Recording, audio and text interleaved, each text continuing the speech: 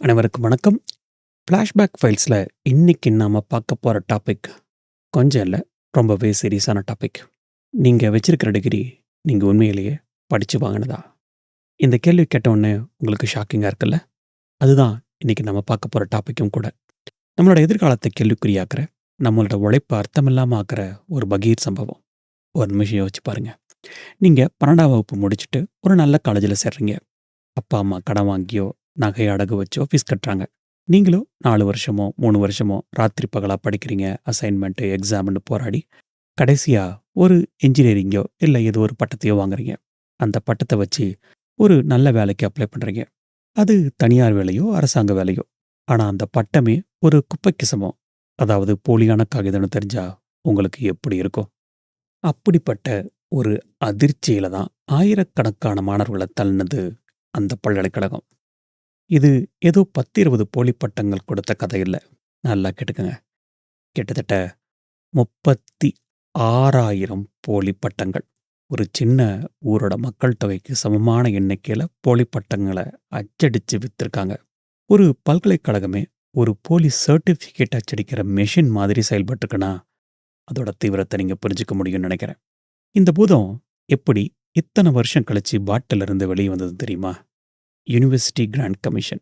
அதாவது யுஜிசிக்கு போன ஒரே ஒரு ரகசிய புகார் கடிதம் தான் இதுக்கான ஆரம்ப புள்ளி. அந்த ஒரு பெயர் குறிப்பிடாத கடிதம் 2009 இருந்து கிட்டத்தட்ட 10 வருஷமா யாருக்குமே தெரியாம நடந்துகிட்டு இருந்த ஒரு மிகப்பெரிய கல்வி மாஃபியாவோட முகத்திரைய கிழிச்சு தொங்க விட்டுச்சு. ஒரு டாக்டர், ஒரு என்ஜினியர், ஒரு வக்கீல், இவங்களையெல்லாம் உருவாக்குற கல்விக்கூடமே ஒரு கிரிமினல் கும்பலோட கையில இருந்தா நம்ம நாட்டோட நிலைமை என்ன ஆகும்? போலி பட்டத்தோட ஒருத்தன் கட்டின பில்டிங் எத்தனை நாளைக்கு நிற்கும்? போலி பட்டம் வாங்கின ஒரு டாக்டர் கொடுத்த மருந்து சீட்டு, அது மருந்து சீட்டா இருக்குமா, விஷமா இருக்குமா? இது வெறும் பண மோசடி இல்ல. நம்மளோட நம்பிக்கை, நம்மளோட எதிர்காலம், நம்மளோட ஒட்டுமொத்த கல்வி அமைப்பு மேல விழுந்த ஒரு மிகப்பெரிய இடி. இந்த மிகப்பெரும் மோசடி எப்படி ஆரம்பிச்சது? யார் இந்த மோசடியோட மூளையா செயல்பட்டாங்க? வாங்க எல்லாத்தையும் விரிவா பார்க்கலாம். இப்போ நம்ம மனசுல ஒரு கேள்வி எழும். எப்படி இவ்ளோ பெரிய மோசடி ஒருத்தரால பண்ண முடிஞ்சது? ஒரு பல்கலைக்கழகத்தை உருவாக்குறது அவ்வளவு சுலபமா என்ன? அப்படின்னு. இந்த கல்வி படுகொலையோட தொடக்கப்புள்ளி 2000வது வருஷத்தோட பிற்பகுதியில இருந்த இந்தியாவோட கல்விச் சூழல் தான். இப்போ டைம் மிஷின் ஏறி வாங்க 2000க்கு போலாம். அப்போ இந்தியா முழுக்க உயர்தர கல்விக்கான தேவை ராக்கெட் வேகத்துல ஏறிட்டு இருந்தது. ஆனா அந்த தேவைகளை பூர்த்தி செய்யற அளவுக்கு தரமான அரசு கல்வி நிறுவனங்கள் இல்ல. இந்த டிமாண்ட் வெர்சஸ் சப்ளை கேப்பை சரியா பயன்படுத்திக்கிட்டாங்க சில தனியார் பண முதலைகள். குறிப்பா இமாச்சல பிரதேசம் மாதிரியான மாநிலங்கள் தங்களோட மாநிலத்துக்கு முதலீடுகளை ஈர்க்கிறதுக்காகவும் கல்வியில வளர்ச்சி காட்டுறதுக்காகவும் தனியார் பல்கலைக்கழகங்களுக்கு ஓரளவுக்கு சுலபமா அனுமதி கொடுக்க ஆரம்பிச்சாங்க. அப்பதான் நிறைய பேர் வருவாங்க அப்படிங்கிறதுக்காக.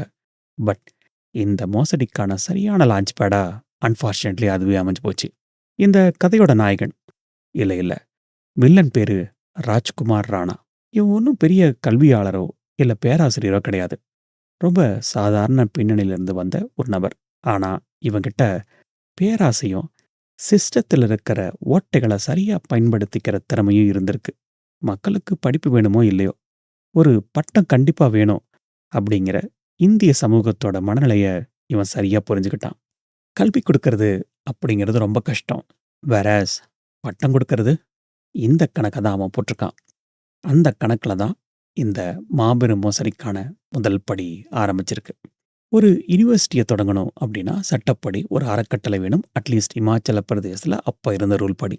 ஸோ ராணா என்ன பண்ணியிருக்கானா, 1999 மானவ் பாரதி சேரிட்டபிள் ட்ரஸ்ட் அப்படிங்கிற பேர்ல ஒரு அறக்கட்டளையை ஆரம்பிச்சிருக்கான். பேர்ல மட்டும்தான் சேரிட்டபிள், ஆனால் நோக்கம் முழுக்க முழுக்க கிரிமினல். அந்த ட்ரஸ்டோட உறுப்பினர்கள் யார் தெரியுமா? ராஜ்குமார் ராணா, அதான் நம்ம வில்லன். அவனோட மனைவி கிருஷ்ணா ராணி, மகன் இந்தர் ராணா, அதுக்கப்புறம் மகள் ரிச்சா ராணா. இது பல்கலைக்கழகத்துக்கான அறக்கட்டளை மாதிரி தெரியலையே, ஒரு குடும்ப நிறுவனத்தோட போர்டு மீட்டிங் மாதிரி இல்லை இருக்கு அப்படின்னு உங்களுக்கு தோணுதில்ல? இந்த கேஸை பற்றி படிக்கும்போது எனக்கு அப்படிதான் தோணுச்சு. ஆரம்பத்திலிருந்தே இது ஒரு குடும்ப மோசடி திட்டமாக தான் வடிவமைக்கப்பட்டிருக்கு போல இருக்கு. இந்த ட்ரஸ்ட்டை வச்சு 2009 வருஷம் இமாச்சல பிரதேச அரசுகிட்ட இருந்து மானவ் பாரதி பல்கலைக்கழகம், மானவ் பாரதி யூனிவர்சிட்டி, MBU தொடங்குறதுக்கு லெட்டர் ஆஃப் இன்டென்ட் வாங்கியிருக்கான் ராணா. ரைட், வாங்கியாச்சு. அடுத்தது இந்த யூனிவர்சிட்டி கட்டணும். அதுக்கு அவன் செலக்ட் பண்ண இடம் எது தெரியுங்களா? சோலான் மாவட்டத்தில் குமார்கட்டிக்கு பக்கத்தில் லட்டோ அப்படிங்கிற ஒரு சின்ன கிராமத்தில். அஃப்கோர்ஸ் நமக்கு ஹிமாச்சல பிரதேஷ் தெரியாது அப்படிங்கிறனால சுருக்கமாக பார்க்கணுன்னா ஏதோ ஒரு உசிலம்பட்டியோ ஆண்டிப்பட்டியோ அந்த மாதிரி ஒரு கிராமத்தில் வச்சுக்கோங்களேன். பார்க்கறதுக்கு ஒரு கிராமப்புறத்தில் கல்வியை கொண்டு போகிற ஒரு உன்னதமான முயற்சி மாதிரி தெரியும். ஆனால் உண்மை என்னன்னா, நகரத்தோட பார்வையிலிருந்து அதிகாரிகளோட தொடர் கண்காணிப்புல இருந்தும் தள்ளி இருக்கிறதுக்காக, தங்களோட கிரிமினல் சாம்ராஜ்யத்தை நடத்துறதுக்காக ஒரு பாதுகாப்பான இடமா அது தோணுனால அவன் அங்கே ஆரம்பிச்சிருக்கான். யுஜிசி விதிகள், சட்டங்கள் இது எல்லாத்தையும் காட்டி ஒரு சில படிப்புகளுக்கு மட்டும் அனுமதி வாங்கியிருக்கான் உண்மையாவே. ஆனால் அவங்களோட உண்மையான பிஸ்னஸ் பிளான் அது கிடையவே கிடையாது. இது ஜஸ்ட் அந்த யூனிவர்சிட்டிக்கான ஒரு சின்ன முகமூடி. இந்த முகமூடிக்கு பின்னாடி இந்தியா முழுக்க ஏஜெண்டுகளை நியமிச்சு எந்தெந்த டிகிரிக்கு மார்க்கெட்டில் டிமாண்ட் இருக்கோ அந்தந்த டிகிரியை அச்சடிச்சு விற்கிற ஒரு பிரம்மாண்டமான நெட்வொர்க்கை உருவாக்க ஆரம்பிச்சிருக்கான். மொத்தத்தில் மானவ் பாரதி பல்கலைக்கழகம் ஒரு கல்வி நிறுவனமாக தொடங்கப்படவே இல்லை. அது ஒரு டிகிரி அச்சடிக்கிற தொழிற்சாலையாக தான் தொடங்கப்பட்டிருக்கு. இப்போ உங்களுக்கு ஒரு கேள்வி வரும். இந்த தொழிற்சாலையில் எப்படி லட்சக்கணக்கான ரூபாய் பணத்துக்காக லட்சக்கணக்கான மாணவர்களோட எதிர்காலம் காகிதமாக கசக்கி எறியப்பட்டதுன்னு? அந்த பகிர்கூட்டத்தோட முழு பரிமாணத்தை வாங்க அடுத்த அத்தியாயத்தில் பார்க்கலாம். ரைட், இப்போ அந்த பட்டங்களை வைக்கிற வியாபாரம், அதாவது மெகா மோசடி எப்படி ஒரு ப்ரொஃபஷனல் கம்பெனி மாதிரி 10 வருஷமா நடந்துச்சு அப்படிங்கிற கதைக்குள்ள வருவோம். கெட்டடி மக்களே, ஏன்னா இது நம்ம கற்பனைக்கெல்லாம் அப்பாற்பட்ட ஒரு பக்காவான கிரிமினல் நெட்வொர்க். நான் கிரிமினல் நெட்வொர்க்னு சொன்ன உடனே உங்களுக்கு புரிஞ்சிருக்கும்னு நினைக்கிறேன். எஸ், இந்த மானவ பாரதி பல்கலைக்கழகம் ஒரு ஹெட் ஆஃபீஸ் மட்டும் அப்படிதான் பயன்படுத்தியிருக்கான். அவனோட உண்மையான வியாபாரம் நடந்தது இந்தியா முழுக்க இருக்கிற ஏஜென்ட்டுகள் வழியாக தான். என்ன ப்ரோ சொல்கிறீங்க, இதுவும் ஏஜென்ட் மூலமா அப்படின்னு நீங்கள் கேட்குறது எனக்கு புரியுது. எஸ், இது கிட்டத்தட்ட ஒரு ஃப்ரான்ச்சைசி மாடல் மாதிரி. ராணா தான் மாஸ்டர் ஃப்ரான்ச்சைசர், அவனோட ஏஜென்ட்டுகள் தான் ரீஜனல் அவுட்லெட்டுகள். இந்த ஏஜென்ட்டுகள்லாம் யாருன்னு தெரியுமா? சின்ன சின்ன ஊர்களில் கோச்சிங் சென்டர் நடத்துகிறவங்க, வேலை வாங்கி தரதா சொல்கிற கன்சல்டன்சி ஏஜென்சிஸ், ஏன் சில காலேஜ் புரோக்கர்கள் கூட இதில் சம்மந்தப்பட்டிருக்காங்க. இவங்களுக்கு கமிஷன் அடிப்படையில் பணம் கொடுக்கப்பட்டிருக்கு. இந்த நெட்வொர்க் பஞ்சாப், ஹரியானா, ராஜஸ்தான், உத்தரப்பிரதேசம், டெல்லின்னு கிட்டத்தட்ட 17 மாநிலங்களில் பரவி இருந்திருக்கு. இப்போ இவங்களோட வியாபார யுக்தி எப்படி வேலை செஞ்சதுன்னு ஒரு சின்ன எக்ஸாம்பிள் பார்க்கலாம். உதாரணத்துக்கு, ஒரு கிராமத்தில் ஒரு பையன் இருக்கான். அவனுக்கு வெளிநாட்டில், குறிப்பாக வளைகுடா நாடுகளில் எலக்ட்ரீஷியன் இல்லைனா பிளம்பர் வேலைக்கு போகணும்னு ஆசை. ஒரு இன்ஜினியர் வேலைக்கு போகணுன்னே ஆசைன்னு வச்சுக்கோங்க. அவங்ககிட்ட அதுக்கு தேவையான டெக்னிக்கல் டிகிரியோ இல்லை டிப்ளமோவோ கிடையாது. இதை புரிஞ்சுக்கிட்ட அந்த ஏஜென்ட் அந்த பையன் அணுகி, தம்பி கவலைப்படாதப்பா, நீ காலேஜுக்கு போக வேணாம், பரீட்சையும் எழுத வேணாம், 2 லட்சம் ரூபாய் பணம் மட்டும் கட்டினா போதும், 3 மாதத்தில் உனக்கு கவர்மெண்ட் அங்கீகாரம் இருக்கிற யூனிவர்சிட்டியோட டிப்ளமோவோ ஈவன் டிகிரி கூட வீட்டுக்கே வந்து சேருன்னு சொல்லுவார். அந்த பையனும் வெளிநாட்டுக்கு போகலாம் அப்படிங்கிற ஆசையில் அவங்க அப்பா அம்மா கஷ்டப்பட்டு சம்பாதிச்ச பணத்தையோ நிலத்தையோ எடுத்து அந்த பணத்தை கட்டுவான். இதுதான் ராணாவோட டார்கெட் ஆடியன்ஸ். படிப்பு மேலே ஆர்வம் இல்லாத ஆனால் பட்டம் மட்டும் வேணுங்கிற லட்சக்கணக்கான இளைஞர்களோட ஆசையத்தான் இந்த மாஃபியா குறி வச்சுது. இவங்களோட விலைப்பட்டியல் என்ன ப்ரோ விலைப்பட்டியலுங்கிறீங்க அப்படின்னா, ஆப்வியஸ்லி அப்படி தான் அவனுங்க அதை ரன் பண்ணியிருக்கானுங்க. இவங்களோட விலைப்பட்டியல் ரொம்ப தெளிவாக இருந்திருக்கு. ஒரு ஆர்ட்ஸ் டிகிரி வேணுமா, அதாவது BA BCom வேணுமா, அதுக்கு விலை 1 லட்சம் ரூபாய் அல்லது 1,50,000 லட்சம் ரூபாய் வரைக்கும். இதுவே பிடெக், LLB, MBA மாதிரியான ப்ரொஃபஷனல் டிகிரி வேணுமா, விலை 2 லட்சத்துலேருந்து 3 லட்சம் ரூபாய் வரைக்கும் போகும். இதில் ஒரு கொடுமை என்ன அப்படின்னா, இந்த எல்லா பரிவர்த்தனையும் முழுக்க முழுக்க ரொக்கமாக தான் நடந்திருக்கு. அதாவது கேஷ் டிரான்சாக்ஷன் மட்டும்தான், எந்த விதமான பேங்க் டிரான்சாக்ஷனும் கிடையாது. ஏன்னா அப்பத்தான் கணக்கில் காட்டாமல் வரி ஏமாற்றி மொத்த பணத்தையும் சுருட்ட முடியும். ஸோ அவன் பிளான் தெளிவாக தான் இருந்திருக்கு. ஏஜென்ட்டுகள் என்ன பண்ணுவாங்கன்னா, பணத்தை வசூல் பண்ணி தங்களோட கமிஷனை எடுத்துக்கிட்டு மீதி பணத்தை ராணா அண்ட் டீமுக்கிட்ட ரொக்கமாக கொடுத்துருவாங்க. இப்படி தான் இவங்களோட பிஸ்னஸ் நெட்வொர்க் ரன் ஆகிருந்திருக்கு. சரி ப்ரோ, ஆரம்பத்தில் பட்டத்தை விற்றாங்கன்னு சொன்னீங்கல்ல, எந்த அளவுக்கு இந்த மோசடி நடந்தது, அதாவது நம்பர்ஸில் அப்படின்னு நீங்கள் கேட்குறது எனக்கு புரியுது. 2009 2020 வரைக்கும் மானவ் பாரதி பல்கலைக்கழகத்திலிருந்து மொத்தம் 41,000 பட்டங்கள் வழங்கியிருக்கு. அதில் வெறும் 5,000 பட்டங்கள் மட்டும் உண்மையாக எழுதுனது. அதாவது எந்தெந்த கோர்ஸுக்கெல்லாம் இவங்க யுஜிசியோட அனுமதி வாங்கி ப்ராப்பரா எக்ஸாம் நடத்துனாங்களோ, அந்த பட்டங்கள் எல்லாம் சரியான பட்டங்கள் தான். அந்த மாணவர்கள் எல்லாருமே யுனிவர்சிட்டியோட பரீட்சை எழுதி, பரீட்சையில தேறி முறையா பட்டம் வாங்குனவங்க. மீதி 36,000 பட்டங்கள் போலியானது. இதுக்கு என்ன அர்த்தம்னா, அந்த யுனிவர்சிட்டியில இருந்து வெளிய வந்த ஒவ்வொரு 8 பட்டத்திலயும் 7 பட்டங்கள் போலி. இது ஒரு கல்வி நிறுவனமே இல்ல. ஒரு போலி பட்டம் அச்சடிக்கிற தொழிற்சாலைங்கிறதுக்கு இத விட பெரிய ஆதாரம் தேவையில்லன்னு நெனைக்கிறேன். இந்த மோசடியோட உச்சகட்டமே சில தனிப்பட்ட வழக்குகள்ல தான் தெரிய வந்தது. ஹரியானாவை சேர்ந்த மகேஷ் சர்மா அப்படிங்கிற ஒருத்தர் இந்த யுனிவர்சிட்டியில இருந்து போலியா ஒரு பிஏ டிகிரி வாங்கியிருக்காரு. கொடுமை என்னன்னா, அந்த வருஷத்துல பிஏ கோர்ஸே அந்த யுனிவர்சிட்டியில இல்ல. அந்த போலி பிஏ பட்டத்தை வச்சு அதே யுனிவர்சிட்டியில எல்எல்பி, அதாவது சட்டப்படிப்பு படிச்சு அதுலயும் ஒரு போலி பட்டத்தை வாங்கியிருக்காரு. Wait, the story doesn't end here.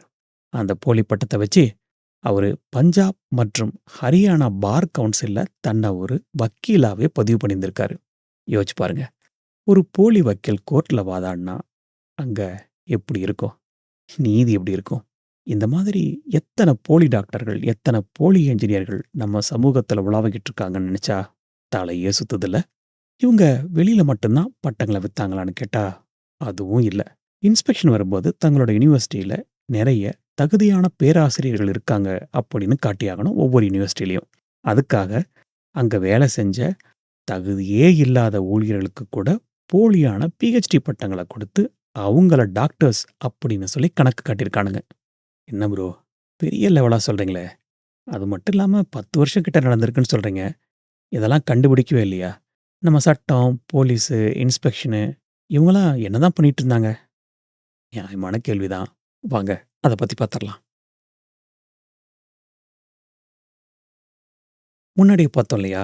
ராணாவோட ஆட்டத்துக்கு முடிவுரை எழுதினது யாரோ ஒருத்தர் எழுதின அனாமதேய கடிதம் அப்படின்னு சொல்லி. 2019ல யுஜிசிக்கு வந்த அந்த லெட்டர் தான் முதல் புள்ளி. யுஜிசி உடனே இமாச்சல பிரதேச அரசை உஷார்படுத்தியிருக்காங்க. மாநில அரசும் சரி நாங்க விசாரிக்கிறோம் அப்படின்னு சொல்லி ஒரு ஸ்பெஷல் இன்வெஸ்டிகேஷன் டீம், அதாவது எஸ்ஐடி அமைச்சிருக்காங்க. ஆரம்பத்துல இது ஏதோ சாதாரண புகார்னு தான் எல்லாரும் நினைச்சாங்க. ஆனா எஸ்ஐ டீம் உள்ள நுழைஞ்சதுக்கு அப்புறம் தான் தெரிஞ்சது, இது ஒரு சாதாரண மோசடியே இல்ல. இது ஒரு மிகப்பெரிய ஆக்டோபஸ். அதோட கரங்கள் இந்தியா முழுக்க பரவி இருக்குன்னு சொல்லி.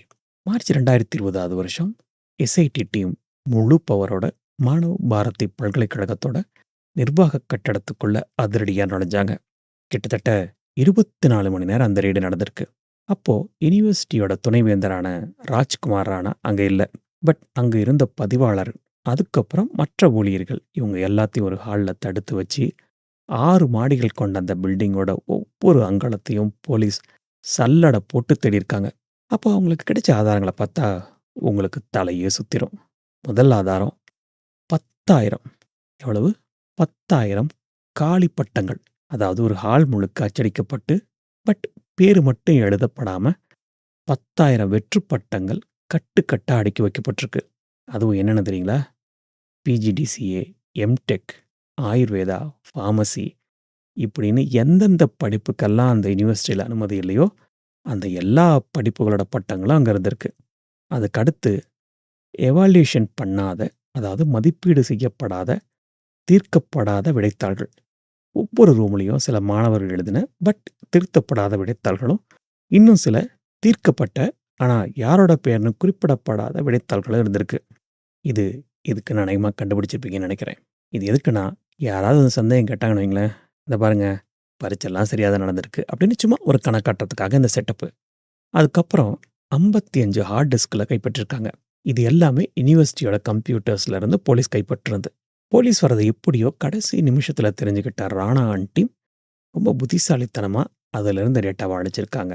பட் நம்ம ஃபாரன்சிக் எக்ஸ்பர்ட்ஸ் அந்த அழிச்ச டேட்டாவை மீட்டெடுத்திருக்காங்க. அதில் தான் கடந்த 10 வருஷமாக விற்கப்பட்ட ஒவ்வொரு போலி பட்டம், அதை வாங்கினவங்களோட பேர், அவங்க கொடுத்த பணம்னு மொத்த ஜாதகமும் இருந்திருக்கு.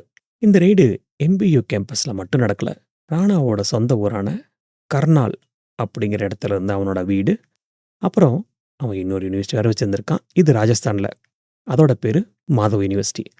அங்கேயும் இந்த ரெய்டு நடந்திருக்கு. இது எல்லாமே ஒரே நேரத்துல. இதுல ராஜஸ்தான்ல இருக்கிற மாதவ் யூனிவர்சிட்டியில மட்டும் 1376 போலி பட்டங்கள், 319 காலி மதிப்பெண் சான்றிதழ்கள், 14 போலி முத்திரைகள்னு ஒரு குட்டி பிரிண்டிங் பிரஸ்ஸையே கைப்பற்றியிருக்காங்க. இந்த ஆதாரங்கள் கிடைச்சதும் போலீஸ்க்கு ஒரு விஷயம் ரொம்ப தெளிவா புரிஞ்சுது. இது வெறும் ஏமாத்து வேலை இல்ல. இது பணத்தெல்லாம் வச்சு ஒரு மிகப்பெரிய மணி லாண்ட்ரிங்கே நடந்திருக்குன்னு. மணி லாண்ட்ரிங் நடந்தா என்ன நடக்கும்? Exactly. So Himachal police prevention of money laundry act பிஎம்எல்ஏக்கு கீழே ஒரு வழக்கு பதிவு பண்ணி இடி என்ஃபோர்ஸ்மெண்ட் டைரக்டருக்கு இந்த வழக்கை ஒப்படைஞ்சிருக்காங்க. மணி லாண்ட்ரிங்னாவே இடி உள்ள வந்துடும். இடி உள்ள வந்ததுக்கு அப்புறம் ராணாவோட சாம்ராஜ்யம் சரிய ஆரம்பிச்சிருக்கு. இடியோட விசாரணை முழுக்க முழுக்க பண பரிவர்த்தனைகளை மையப்படுத்தி இருந்திருக்கு. ராணா இந்த மோசடி மூலமா சம்பாதிச்ச பணத்தை எங்கெங்கெல்லாம் முதலீடு பண்ணியிருக்கான்னு தோண்ட ஆரம்பிச்சிருக்காங்க. அவங்களோட விசாரணையில தெரிய வந்தது என்னன்னா, ராணா இந்த போலி பட்டங்கள் மூலமா சம்பாரிச்ச தொகை, மூச்சை பிடிச்சுக்கோங்க, 387 கோடி. இது ஆன் ரெக்கார்ட்ஸ்ல அவங்க பிடிச்சது.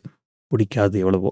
இந்த பணத்தை வச்சு அவன் தன்னோட மனைவி, மகள், மகன் இவங்க பேர்ல இமாச்சல், ராஜஸ்தான்ல பல மாநிலங்கள்ல நிலங்கள், வீடுகள், கமர்ஷியல் கட்டடங்கள், ஏகப்பட்ட சொத்துக்களை வாங்கி குவிச்சிருக்கான். இடி ஓரளவுக்கு அதிரடியாக செயல்பட்டு முதல் கட்டமா 194.17 கோடி ரூபாய் மதிப்புள்ள சொத்துக்களை முடக்கியிருக்கு. இதுல ராணாவோட சொகுசு பங்களாக்கள், கமர்ஷியல் காம்ப்ளெக்ஸ், அப்புறம் ஃபிக்ஸட் டெபாசிட் இது எல்லாமே அடக்கம். இது ராணாவுக்கு ஓரளவுக்கு விழுந்த மிகப்பெரிய அடிதான். விசாரணை இதோட நிக்கல. இந்த மோசடி ஒரு மரம் அப்படின்னா அதோட கிளைகளான ஏஜென்ட்டுகளை பிடிக்காம இந்த மோசடியை ஒழிக்க முடியாது அப்படின்னு போலீஸ் முடிவு பண்ணாங்க. ஸோ 4 தனி போலீஸ் டீமை உருவாக்கி 7 மாநிலங்களுக்கு அனுப்புனாங்க. ராஜஸ்தான், உத்தரப்பிரதேசம், ஹரியானா, ஆந்திர பிரதேசம், தெலுங்கானான்னு ஒவ்வொரு மாநிலமாக போய் அங்கே இருந்த ஏஜென்ட்டுகளை ஒவ்வொருத்தராக தட்டி தூக்க ஆரம்பித்தாங்க. இந்த விசாரணையோட இறுதிக்கட்டமாக கைது நடவடிக்கைகள் தொடங்குச்சு. மார்ச் 2021 இந்த மோசடியோட மூளையாக செயல்பட்ட ராஜ்குமார் ராணா, யூனிவர்சிட்டியோட பதிவாளர் கே சிங், அதுக்கப்புறம் சில பல முக்கிய அதிகாரிகள், குறிப்பாக அனுபமா தாக்கூர், மனிஷ் கோயல்னு அடுத்தடுத்து பல பேரை கைது பண்ணாங்க. மொத்தமாக 16 பேர். அதாவது ராணா, அவனோட முக்கிய அதிகாரிகள், அப்புறம் சில மெயின் ஏஜென்ட் உட்பட பல பேரை கைது பண்ணியிருக்காங்க. இப்போது இவங்க எல்லாரும் ஜாமீனில் வெளியே இருந்தாலும் வழக்கு இன்னும் நீதிமன்றத்தில் நடந்துக்கிட்டு தான் இருக்கு. இப்போது உங்கள் மனசில் ஒரு கேள்வி ஓடிக்கிட்டு இருக்கோம். சரி, ராணா மாட்டிக்கிட்டாச்சு. ஆனால் ஒரு தனியாளாக தன்னோட குடும்பத்தை மட்டும் வச்சுக்கிட்டு 10 வருஷமாக இவ்வளோ பெரிய ஒரு சாம்ராஜ்யத்தை நடத்த முடியுமா? இதுக்கு பின்னாடி வேற யாரும் இல்லை அப்படிங்கிறது. எக்ஸாக்ட்லி மக்களே, அந்த கேள்விதான் இந்த அத்தியாயத்தோட மையப்புள்ளி. வாங்க, மோசடி சதுரங்க ஆட்டத்தோட முக்கிய காய்கள் யார் யாரு, அந்த ஆட்டத்தை வேடிக்கை பார்த்த நிழல் உருவங்கள் யார் யார் அப்படிங்கிறத பார்த்துடலாம். அஃப்கோர்ஸ் நம்பர் 1 த கிங் பின் ராஜ்குமார் ராணா. இந்த மோசடியோட மூளை, இதயம் எல்லாமே வந்தான். ஒரு சாதாரண பின்னணியிலேருந்து வந்து ஒரு மிகப்பெரிய கல்வி மாஃபியாவை உருவாக்கினவன். சட்டத்தில் இருக்கிற ஓட்டைகளை தனக்கு சாதகமாக பயன்படுத்துறதுல ஒரு கில்லாடி. ஆனால் அவன் ஒரு தனியாள் இல்லை. இந்த மோசடியில் இவனோட மொத்த குடும்பமும் சம்மந்தப்பட்டிருக்கு. குறிப்பாக கிருஷ்ணா ராணி, இவங்க அவனோட ஒய்ஃபு, மானவ பாரதி சேரிட்டபிள் ட்ரஸ்டோட முக்கிய உறுப்பினர். கணவர் ராணா வெளிநாட்டுக்கு தப்பி ஓடினதுக்கு அப்புறம், என்ன ப்ரோ தப்பி ஓடிட்டானா சொல்லவே இல்லையே அப்படிங்கிறீங்களே, அஃப்கோர்ஸ் தப்பி ஓடிட்டான். இந்த மோசடி பரிவர்த்தனைகளில் இவங்களோட பங்கு ரொம்ப முக்கியமானதுன்னு சொல்லி போலீஸ் சந்தேகிக்கிறாங்க. அதுக்கு அடுத்தது இந்த ராணா, மகள் பேரு ரிச்சா ராணா. இவங்களும் ட்ரஸ்டோட உறுப்பினர்கள். ஆரம்பத்திலே பார்த்தோம். அப்பா சம்பாதிச்ச ஏகப்பட்ட கருப்பு பணத்தை வெள்ளையாக்கிறதுக்காக இவங்க பேர்ல ஏகப்பட்ட சொத்துக்கள் வாங்கப்பட்டிருக்கு. இடி இவங்களோட சொத்துக்களையும் முடக்கியிருக்கு. மொத்தத்தில் இது ஒரு குடும்ப நிறுவனமாகவே நடத்தப்பட்டிருக்கு. ஆனால் இவங்க வெறும் முகம்தான். இந்த முகத்துக்கு பின்னாடி ஒரு பெரிய இராணுவமே செயல்பட்டிருக்கு. அந்த இராணுவங்கிறது வேற யாரும் இல்லை, யூனிவர்சிட்டி அதிகாரிகள், அப்புறம் ஏஜென்ட்ஸ். இவங்க பேர்லாம் நம்ம ஏற்கனவே பார்த்துட்டோம். அனுபமா தாக்கூர், கே சிங், இன்னும் பல ஊழியர்கள். காலிப்பட்டங்களில் கையெழுத்து போடுறது, போலி ரெக்கார்டுகளை உருவாக்குறது, இப்படி எல்லா வேலைகளையும் இவங்க தான் பண்ணியிருக்காங்க. அதே மாதிரி இந்தியா முழுக்க இருந்த ஏஜென்ட்டுகள் இவங்க தான் இந்த மோசடியோட உயிர் நாடினே சொல்லலாம். இவங்க இல்லைனா ராணாவால் ஒரு பட்டத்தை கூட வித்திருக்க முடியாது. இவங்க வெறும் கமிஷனுக்காக வேலை செஞ்சவங்களா, இல்லை இந்த மாஃபியாவோட ஒரு அங்கமாகவே இருந்தாங்களா அப்படிங்கிறது தான் இப்போ இருக்கிற ஒரு மிகப்பெரிய கேள்வி. இப்போது பொதுப்பார்வையிலேருந்து வைக்கப்பட்ட சில கேள்விகளையும் தியரிகளையும் பார்க்கலாம். ஒரு குற்றத்தை செஞ்சுட்டு அந்த குற்றவாளியை மட்டும் நம்ம பார்த்தா பத்தாது. அந்த குற்றம் எப்படி இத்தனை நாளாக நடக்க முடிஞ்சது அப்படிங்கிற சூழ்நிலையும் பார்க்கணும். இதுதான் நம்மளோட தியரி. இங்க தான் நம்மளோட தியரிகள் உள்ள வருது. தியரி 1, அதிகாரிகளோட ஆதரவு. ஆப்வியஸ்லி. இந்த வழக்கோட மிக முக்கியமான மற்றும் விவாதிக்கப்படுற தியரியில இதுவும் ஒண்ணு. ஒரு யுனிவர்சிட்டி 10 வருஷமா யுஜிசி விதிகளுக்கு புறம்பா அனுமதியே இல்லாம பட்டங்களுக்கு மேல பட்டமா விக்குது. வருஷா வருஷம் இன்ஸ்பெக்ஷன் நடக்குமே. Himachal Pradesh private educational institution regulatory commission. கேட்க பேர் பெருசா இருக்குல்ல? யா, தட் இஸ் த ஒன். அப்படிங்கிற ஒரு அமைப்பு இந்த மாதிரி தனியார் பல்கலைக்கழகங்களை கண்காணிக்கவே இருக்கு. ஆனா இத்தனை வருஷத்துல ஒருத்தர் கூட அதை கண்டுபிடிக்கல அப்படிங்கிறது தான் மிகப்பெரிய கேள்வி. இங்க தான் சந்தேகமும் வழுக்குது. அப்போ ராணா தன்னோட பணபலத்தால சில அரசு அதிகாரிகள் கூடவே ரெகுலேட்டரி அமைப்புல இருந்த சில கருப்பு ஆடுகளை விலக்கி வாங்கியிருக்கணும் அப்படிங்கிறது அந்த வலுவான தியரி. ஒவ்வொரு இன்ஸ்பெக்ஷன் வரத்துக்கு முன்னாடியும் ராணாவுக்கு கண்டிப்பா தகவல் போயிருக்கும். அவனும் நம்ம ஏற்கனவே பார்த்த இன்ஸ்பெக்ஷன் ஸ்பெஷல் பேராசிரியர்கள், அதாவது போலியா பிஹெச்டி வாங்கின ஊழியர்களை தயாரா வச்சிருப்பான். கணக்குகளை சரி பார்த்துட்டு எல்லாத்தையும் பக்காவா காட்டியிருப்பான். ஸோ இன்ஸ்பெக்ஷன் முடிஞ்சதும் சம்பந்தப்பட்ட அதிகாரிகளுக்கு போக வேண்டியது போய் சேர்ந்திருக்கும். இந்த மாதிரி ஒரு உடந்தை இல்லாம ஒரு இலைய கூட அசைஞ்சிருக்காது அப்படின்னு பல பத்திரிகையாளர்கள் மற்றும் சமூக ஆர்வலர்கள் குற்றச்சாட்டுறாங்க. அடுத்த தியரி அரசியல் பாதுகாப்பு. எந்த ஊர்லயுமே, குறிப்பா இந்தியாவுல இந்த மாதிரி ஒரு பெரிய ஸ்கேம் நடக்கணும் அப்படின்னா அதுக்கு பின்னாடி கண்டிப்பா அரசியல் நிழல் நிச்சயமாக தேவை. ராணாவோட இந்த மாஃபியா மரம் 10 வருஷம் செழிப்பா வளர்ந்திருக்கு அப்படின்னா அதுக்கு ஏதோ ஒரு அரசியல் கட்சியோட அல்லது சில சக்தி வாய்ந்த அரசியல்வாதிகளோட நிழல் கண்டிப்பாக கிடைச்சிருக்கணும் அப்படின்னு சொல்றது இன்னொரு தியரி. புதுசா ஒரு யூனிவர்சிட்டிக்கு அனுமதி வாங்குறது அப்படிங்கிறதுல ஆரம்பிச்சு அது சம்பந்தமான புகார்கள் வரும்போது அதை அமுக்கிற வரைக்கும் அரசியல்வாதிகளோட உதவி கண்டிப்பா தேவைப்பட்டிருக்கும். இன்ஃபேக்ட் விசாரணையில சில அரசியல்வாதிகளோட பெயர்கள் அடிபட்டாலும் அதுக்கான உறுதியான ஆதாரங்கள் இன்னும் கிடைக்கல. ஆனா நெருப்பில்லாம புகையாதுன்னு சொல்ற மாதிரி இவ்ளோ பெரிய ஒரு மோசடி எந்த அரசியல் பின்புலமும் இல்லாம நடந்திருக்க வாய்ப்பே இல்ல அப்படிங்கிறது பலரோட கருத்து, என்னோட கருத்தும் கூட.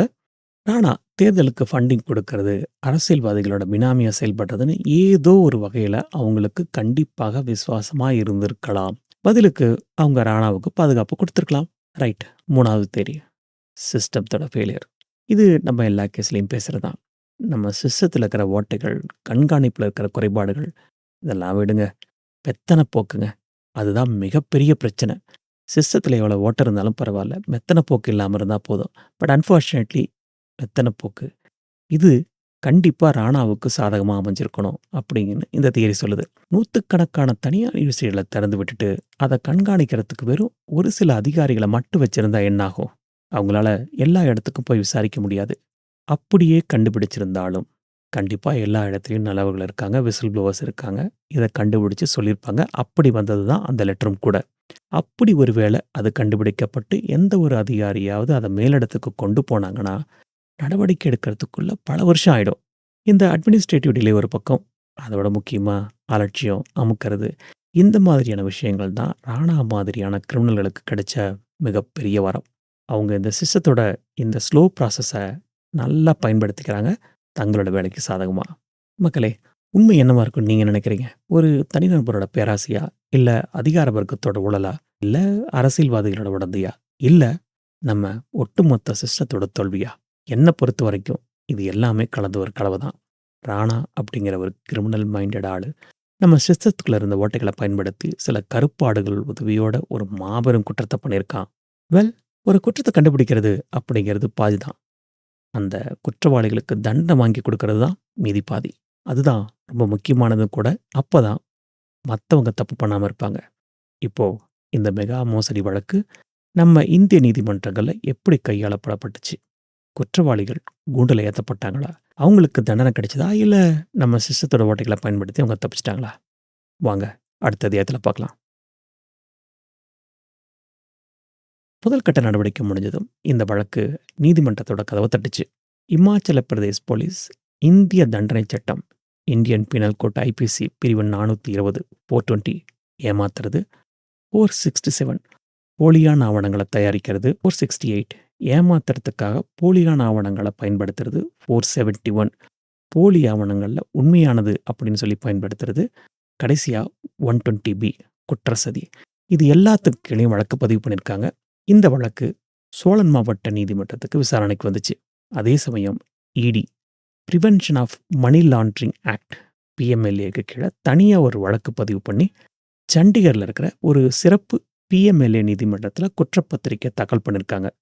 ஈடியோட குற்றப்பத்திரிக்கைன்னு பார்த்தீங்கன்னா ரொம்ப ஆணித்தனமாக இருந்திருக்கு. ராஜ்குமார் ராணா, அவனோட மனைவி கிருஷ்ணா ராணி, மகன் இந்தர் ராணா, மகள் ரிச்சா ராணா உட்பட மொத்தம் 14 பேர் மேலே, கூடவே 2 நிறுவனங்கள், அதாவது அந்த மானத் பாரதி அப்படின்னு ஒன்று பார்த்தோம் இல்லைங்களா, எங்க இமாச்சல் பிரதேசில், அதுக்கப்புறம் மாதவன் ஒன்று ராஜஸ்தானில், இந்த 2 நிறுவனங்கள் மேலேயும் இடி குற்றப்பத்திரிக்கை தாக்கல் பண்ணியிருக்கு.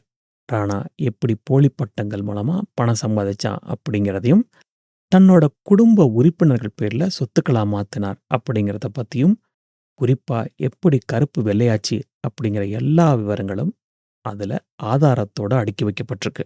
மார்ச் 2021 இந்த வழக்கோட முக்கிய குற்றவாளியான ராஜ்குமார் ராணா, அவனோட மனைவி, அப்புறம் மகனை போலீஸ் கைது பண்ணி சிறையில் அடைச்சாங்க. இந்த செய்தி வெளியானதும் இனிமே இந்த மோசடியில் சம்மந்தப்பட்டவங்களுக்கு சரியான தண்டனை கிடைக்கும்னு மக்கள் நம்பினாங்க. நான் இழுக்கும் போதே புரிஞ்சிருக்கோம். ஆனால் அந்த நம்பிக்கை ரொம்ப நாள் நீடிக்கலை. கைது செய்யப்பட்டு சில மாதங்களில் சிறையில் இருந்த ராஜ்குமார் ராணா மற்றும் அவனோட குடும்ப உறுப்பினர்கள் அடுத்த சில மாதங்கள்லேயே ஜாமீனில் வெளியில் வந்துட்டாங்க. இதுதான் நம்ம பல பேருக்கு கோபத்தையும் விரக்தியையும் ஏற்படுத்துகிற விஷயம். நூற்றுக்கணக்கான கோடி ரூபாய் மோசடி பண்ணிட்டு, அதெல்லாம் கூட விடுங்க, லட்சக்கணக்கான மாணவர்களோட வாழ்க்கையில் விளையாடின ஒருத்தனுக்கு எப்படி இப்படி சுலபமாக ஜாமீன் கிடைக்குது? நம்ம சட்டத்தில் இருக்கிற ஓட்டைகள் குற்றவாளிகளுக்கு சாதகமாக இருக்கா? இந்த மாதிரியான கேள்விகள் சமூக வலைதளங்களை எழ ஆரம்பிச்சது. ஒரு பக்கம் சட்டம் தன்னோட கடமையை செய்யுது, விசாரணை முடிகிற வரைக்கும் ஒருத்தரை சிறையில் அடைக்க முடியாதுன்னு சட்ட வல்லுநர்கள் சொல்கிறாங்க. வேற இன்னொரு பக்கம், இந்த மாதிரி பெரிய குற்றவாளிகள் வெளியில் இருந்தால் அவங்க சாட்சிகளை களைய வாய்ப்பு இருக்கு, அவங்க தப்பிச்சு போகவும் வாய்ப்பு இருக்குன்னு மக்கள் பயந்தாங்க. அந்த பயம் உண்மையும் கூட. இடி என்ன சொன்னாங்கன்னா, ராணாவும் சரி, அவனோட குடும்பத்தினரும் சரி, வெளிநாட்டுக்கு தப்பி போகிறதுக்கான சான்ஸ் இருக்குது அப்படின்னு சொல்லி தப்பியோடிய பொருளாதார குற்றவாளிகளா, ஃபிஜிட்டிவ் எக்கனாமிக் அஃபெண்டர்ஸ்ன்னு அறிவிக்க சொல்லி நீதிமன்றத்தில் மனு தாக்கல் பண்ணாங்க.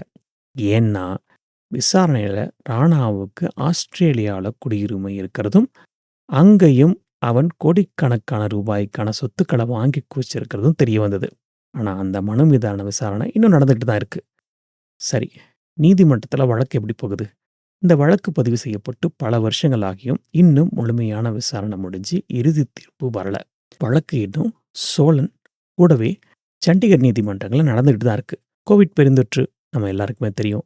அந்த டைம்லையும் சரி, வழக்குகளோட சிக்கலான தன்மை, இதன் காரணமாகவும் நூற்றுக்கணக்கான சாட்சிகளை விசாரிக்க வேண்டியிருக்கு. இப்படின்னு பல காரணங்கள் காரணமாக வழக்கு தாமதமாகுது. இதனால் என்னன்னா, ஜஸ்டிஸ் டிலேய்டு இஸ் ஜஸ்டிஸ் டினைடு அப்படின்னு சொல்லுவாங்க. தாமதிக்கப்பட்ட நீதி மறுக்கப்பட்ட நீதிக்கு சமம். இந்த வழக்குலையும் கிட்டத்தட்ட அதுதான் நடந்துட்டுருக்கு. குற்றவாளிகள் ஜாமீனில் வெளியில் ஜாலியாக சுற்றிட்டு இருக்கானுங்க.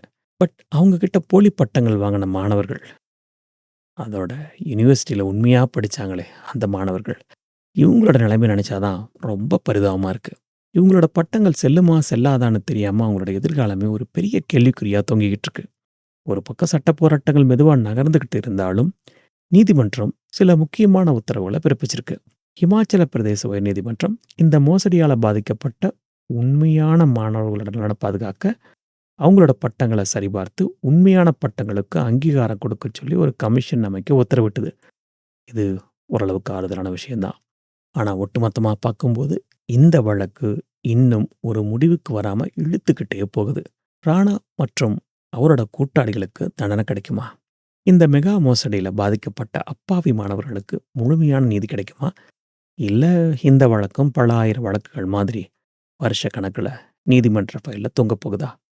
பொறுத்திருந்து தான் பார்க்கணும். சரி, இது ஒரு பக்கம். இந்த மோசடியிலேருந்து நம்ம கற்றுக்க வேண்டிய பாடங்கள் என்னென்ன? என்னை பொறுத்த வரைக்கும் இந்த மோசடியில் மிகப்பெரிய அளவில் பாதிக்கப்பட்டது அப்படின்னா மாணவர்கள் தான். அதுலேயும் 2 விதமான மாணவர்களும் பாதிக்கப்பட்டிருக்காங்க. ஒன்று, அப்பாவி மாணவர்கள். சொல்லப்போனால் இவங்க தான் உண்மையான விக்டிம்ஸ். ஏற்கனவே நம்ம பேசின மாதிரி இவங்க உண்மையிலேயே 4 வருஷம் கஷ்டப்பட்டு லட்சக்கணக்கில் செலவு பண்ணி நேர்மையாக பட்டம் வாங்கின அந்த 5000 மாணவர்கள். இந்த மோசடி வெளியே வந்ததும் அவங்களோட நிலைமை தான் ரொம்ப பரிதாபம். அவங்க எந்த கம்பெனிக்கு வேலைக்கு அப்ளை பண்ணாலும், ஓ, நீங்கள் மாணவ பாரதி யூனிவர்சிட்டியா, அது ஒரு ஃப்ராடு காலேஜ் ஆச்சே அப்படின்னு சொல்லி அவங்களோட விண்ணப்பத்தை குப்பை தொட்டியில் போட்டுறாங்க. அவங்களோட பட்டம், அவங்களோட உழைப்பு, அவங்களோட கனவு எல்லாமே ஒரு நொடியில அர்த்தமில்லாம போயிடுச்சு. இவங்க என்னவோ எந்த தப்பும் பண்ணல தான். ஆனா, ஏதோ ஒரு கிரிமினல் பண்ண தப்புக்கு இவங்க வாழ்க்கை முழுக்க தண்டனை அனுபவிக்க வேண்டிய நிலைமைக்கு தள்ளப்பட்டாங்க. அடுத்தது நம்ம போலியா பட்டம் வாங்குனவங்க. அதாவது பணம் கொடுத்து போலியா பட்டம் வாங்குன அந்த 36,000 பேரு. இவங்கள நான் அப்பாவிங்கன்னு சொல்லவே மாட்டேன். குறுக்கு வழியில ஜெயிக்க நினைச்சவங்கன்னு வேணா சொல்லலாம். ஆனா, அவங்களோட நிலைமையும் மோசம் தான். பல பேரு இந்த போலி பட்டத்த வச்சுக்கிட்டு இந்தியாவிலயும், வெளிநாட்டிலயும் வேலைக்கு போயிட்டாங்க. இப்போ மோசடி வெளிய வந்ததுக்கு அப்புறம், அவங்களோட நிறுவனங்கள் அவங்க பட்டத்த சரிபார்க்க ஆரம்பிச்சுட்டாங்க. போலி பட்டம்னு தெரிஞ்சதுக்கு அப்புறம் வேலைய விட்டே தூக்கிட்டாங்க. சில பேர் மேல கிரிமினல் வழக்குகளும் பதிவு பண்ணிட்டு இருக்காங்க. சுருக்கமா சொன்னா, குறுக்கு வழியில போன அவங்களோட வாழ்க்கை ஒரு முட்டு சத்துல தான் போய் முடிஞ்சிருக்கு. இந்த மோசடியோட தாக்கம் இந்தியாவோட எல்லைய தாண்டி சர்வதேச அளவுல நம்ம நாட்டுக்கு ஒரு மிகப்பெரிய அவமானத்தை ஏற்படுத்தியிருக்கு.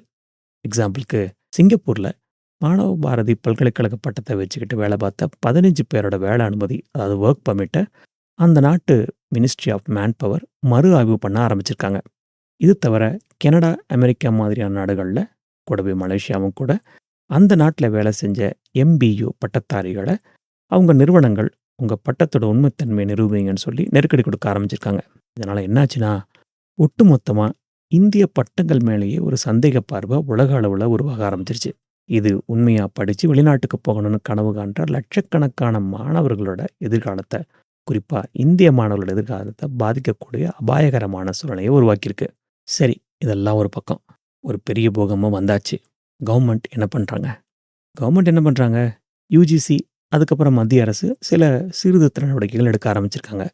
வழக்கமான கண்காணிப்புகள் எக்ஸெட்ரா, எக்ஸெட்ரா, எக்ஸெட்ரா. இத நான் ஒரு குற்றமா சொல்லல.